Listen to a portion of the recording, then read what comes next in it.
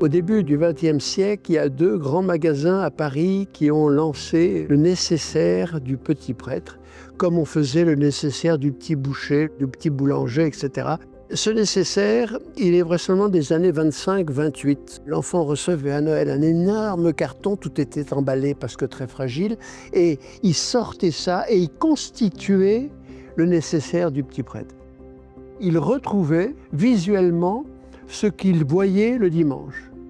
Et il est vrai que quand les enfants avaient pris connaissance de cela, ils posaient des questions quand ils venaient à la messe la fois d'après ou le dimanche, etc., en disant « mais ça je l'ai vu, ah mais ça je l'ai dans mon jeu », etc.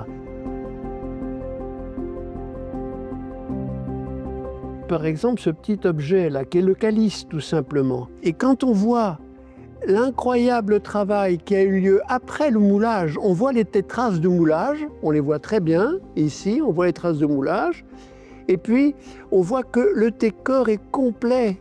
Dans la boîte, il y avait une autre petite boîte avec des hosties, et même assez compliqué quelquefois, puisqu'il y avait l'hostie du consacrant, qui est la grande hostie que vous voyez quand le prêtre fait l'élévation, et puis l'hostie qu'on donne aux fidèles, qui est beaucoup plus petite. Et donc l'enfant se familiarisait avec déjà l'hostie. C'est donc très astucieux. Et les enfants étaient très heureux d'avoir ce mécanisme du petit prêtre.